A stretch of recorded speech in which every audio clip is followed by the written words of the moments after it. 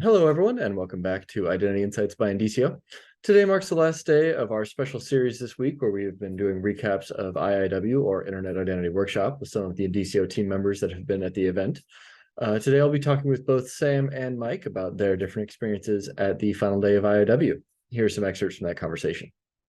Thanks so much, guys. I said it briefly in the intro, but would you mind introducing yourself real quick, now that I have both of you on at the same time? Both of us. I'm Sam Curren, and I'm an architect and here at Indicio. And I'm Mike Ebert. I'm a software engineer. I lead the enterprise software or server-based software team. All right, perfect. And I understand you guys have been hanging out, or not hanging out, but attending IIW the last couple of days. And today was the final day. What were some of the cool sessions that happened? What did you do on the last day? Yeah, hanging out implies rest, and IIW is a rigorous experience. One of the session, so the session I led today, I only led one today.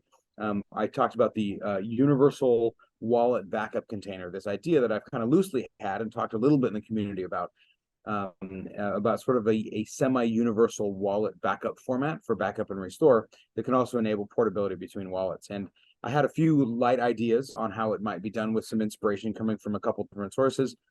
People really liked my ideas and added a bunch more great ones, including some good cryptography choices for encrypting of the backup and things like that. So that was really pretty great. Wonderful session that had really great notes taken. So that work item is going to end up at the Wallet Security Working Group at the Decentralized Identity Foundation. And so it's exciting to have such an awesome work session put together, like a quick rough draft of ideas that will end up likely as a spec in a working group. That's a really fun session. All right, that sounds. Oh, sorry, Mike, I didn't mean to cut you off. Go ahead. I was just going to segue. Just Go ahead. Quick follow-up for that, Sam. Where are we on something like that? Right, is that like we're just now starting the project? Is it like something you've been kind of working on a little bit?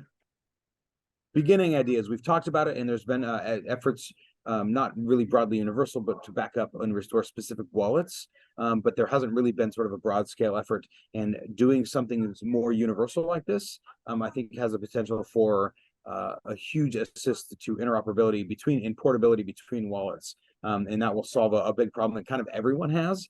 And I think that's why there was such interest from the community, is that it's everyone knows there's a problem here, but we haven't yet solved it. And so there's a lot of interest in the proposal. No, that sounds absolutely super useful. I'm sorry, Mike, what were you up to today? What were some of the highlights of your last day at IIW? Yeah, so today had a focus that was fairly intense. Like, I haven't seen it quite like this before, where I attended 3 sessions in a row that were about how identity interacts with law. What are the laws, the legal precedents, interaction with governments, things like that today. In particular, we had more sessions with the gentleman from the DHS, the Department of Homeland Security. And the first couple of days, he was focused on presenting what's going on with the DHS and how things have worked to date. But today he wanted to focus on what the future direction could look like. How would people change how these kind of things are decided, and how the government and these private organizations and companies and individuals would work together to improve how identity is managed as a country and as a society. So he asked those kind of things. And the most important quote from our interaction with him, he said, "We need people who are thinking about privacy and policy." And in the identity world, you have a lot of people who think about privacy and technology, but not so many who are focused on the policy. And so if we have people who are policy aware and who can work with the government in the channels that they usually work in, then that may have dramatic impacts for SSI and verifiable credentials in our day-to-day lives. No, absolutely. That sounds critical, really. Obviously, we would need to work with government to some degree. Did he have any, kind of next steps in terms of like a plan, or how you can, get involved, or, what to do to kind of affect that policy? Yeah, so he's going to try and form let's see, let me find the exact wording. It's here, one second.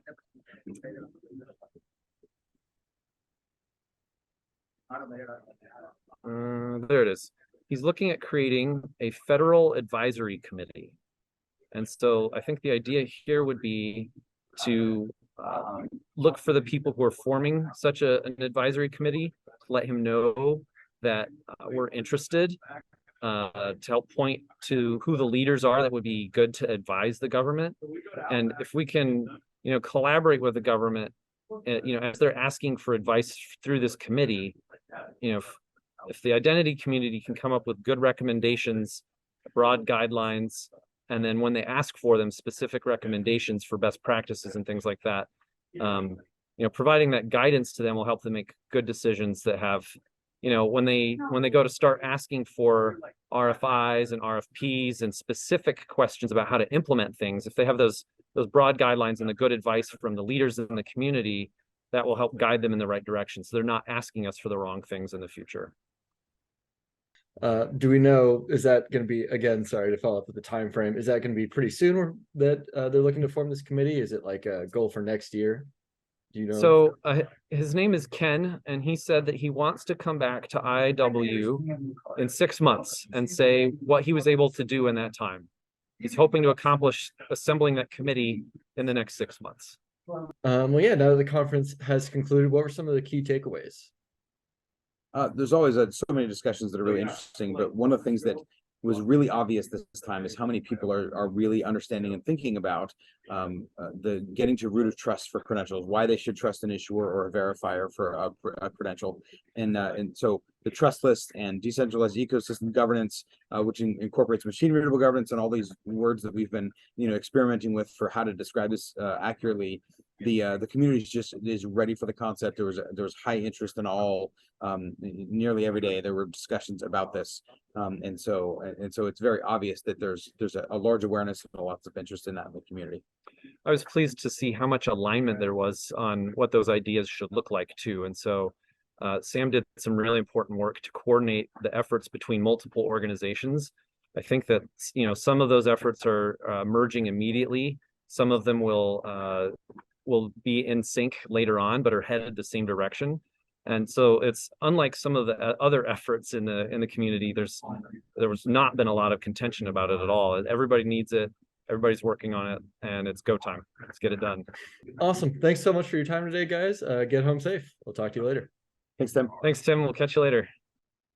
Thank you all so much for watching. If you like that content, please be sure to subscribe to the channel, and we'll continue to bring you some more news and interesting information from around the decentralized identity community.